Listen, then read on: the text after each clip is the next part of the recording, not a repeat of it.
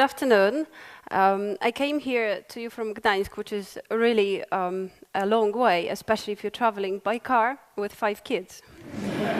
I'd like to share with you my idea for a new model of education, namely kid-run universities.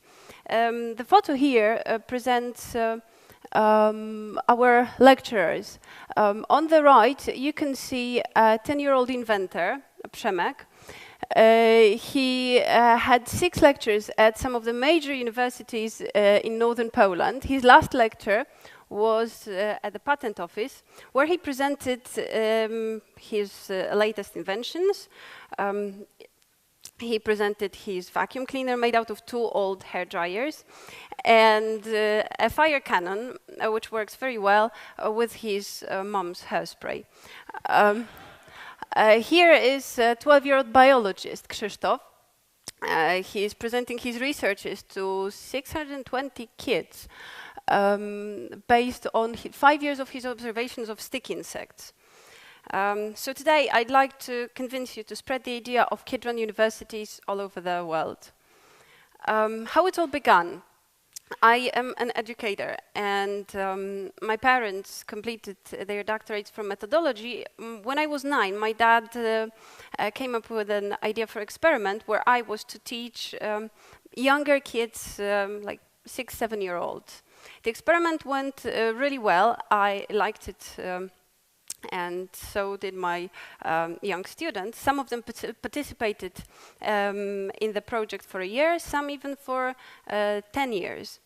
And thanks to that, I can tell you now that at the age of 32, I worked over 20,000 hours teaching kids, not only at my parents' language school, but also 5 of my own sitting here children, and university students. With my students in 2009, we decided to put this idea, which worked successfully, of a kid teaching kids, onto a scientific background. And we want to organize a little conference for young scientists, 6, 10-year-olds, presenting their scientific researches, together with mature scientists. It was initially it was supposed to be for 30-40 participants.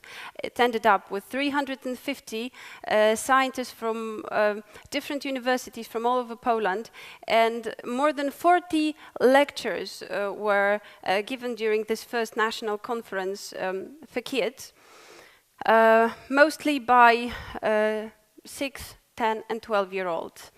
Now, kids' lectures are very contagious. So it works like that. Young scientist stands in front of the audience and talks about his passion for dinosaurs, black holes, physics, or just cats and dogs. And then it spreads. So his colleagues say, I too want to have a lecture. I will have a better one. And that's how the idea spread, and the project Polish Academy of Kids began. In 2010, we organized the first international conference for children, and we managed to invite NASA scientist Scott Parazyński, who spent most time in space, and encourage kids to fulfill their dreams. If they want to become a scientist, if they want to become astronauts, they can. In the middle, you can see our second guest of honor, who was the president of our city, and the third guest of honor, 11-year-old scientist, who presented her passion for art and design. Until today, we invite every month over 6,000 kids to the universities. All the lectures are free. So a Polish Academy of Kids profit organization, and whoever takes part in that works non-profit. And till now, we organized over 500 lectures for over 8,000 kids in Poland and in the Netherlands. And our lecturers are not only great scientists from major universities, But these are normal kids from normal primary schools, sometimes the disruptive ones, the ones who just don't have any chance to present their talents and interests at school. Many of our lecturers are healthy children from normal primary schools, but some of them are mentally challenged. Some of them are students from orphanages, and they do really very well because they all have their passions, they all have their talents to present, and it doesn't matter if they come from a very good schools or from the orphanages. They all want to share their interest. One of the key issues about our idea for Kidron universities is we want to emphasize the fact that science is based on asking questions. And here you can see over 500 kids raising their hands after the lecture, willing to ask a question to the lecturer. That's impossible. And each lecture is end up, well, I didn't ask the question. Why didn't you choose me? But the truth is that we actually bribed the kids. It worked like that. At the very beginning, we told the kids that it's not as important to answer the question correctly. It's not important like the model of school education where you have to have fixed answers to certain questions, but it's most important to ask questions. So that's why we decided to give them a little present after, if they decide to ask a question after a lecture. And it spread like a disease once again. So after 4 years, they are used to asking questions, no matter if they get the leaflet balloon or anything else. What is our aim? We would like to give the opportunity to all the children possible to participate in free lectures given by best scientists. We know and we have observed how contagious it is to have contact with people who are passionate about something, about science. And what is even more important, we know that kids are born scientists and they don't have a place to share their researches.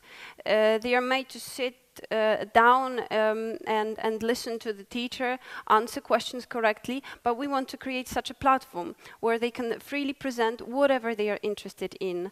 And we organizers want to give them just the access to updated, reliable sources of information. We also have supervisors. Our supervisors are also 6, 10, and 12-year-olds. These are these scientists you saw at the very beginning, for example, Przemek and Krzysztof, who have already had some lectures and they are ready to prepare their younger colleagues. They are ready to tell them how it feels standing in front of the audience, what to do to prepare a good lecture. And the supervisor of our project last year was a really amazing person, Dawid Zapisek, who died last year, but he prepared many young scientists. He checked their presentations. Here you can see Dawid and Dr. Wulak from NASA.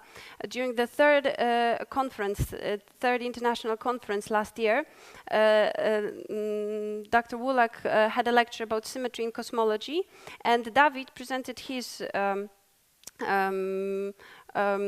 lecture about symmetry. What is this new model of education about?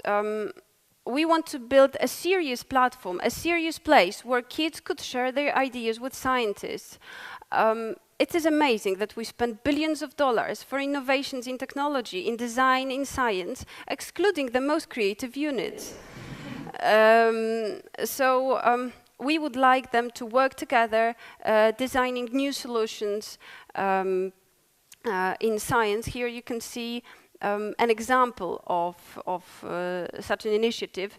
This is our 9-year-old lecturer, Sebastian, who was awarded for his concept of perpetuum mobile, rotating hydrogen engine.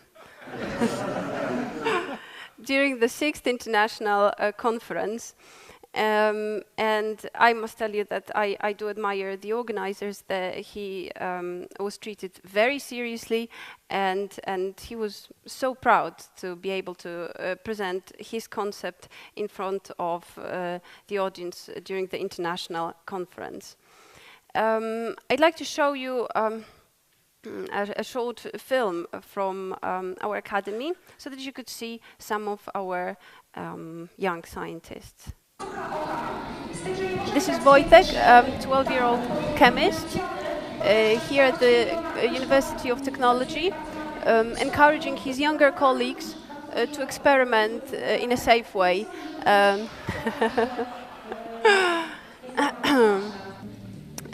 This is a simple experiment with tea and lemon juice.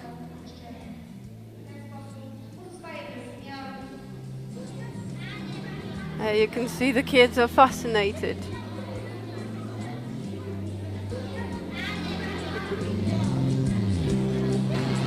And here you can see proud students. In a moment they will show their indexes as participants of the Academy. These are kids from a local school and from a village orphanage. And that's our 8-year-old lecturer with his prototype of a 13-meter model of a snake.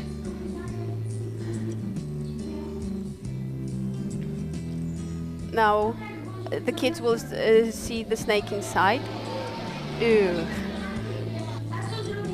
And what happens if another bites you? You have to clean the wound and make sure that the patient doesn't move.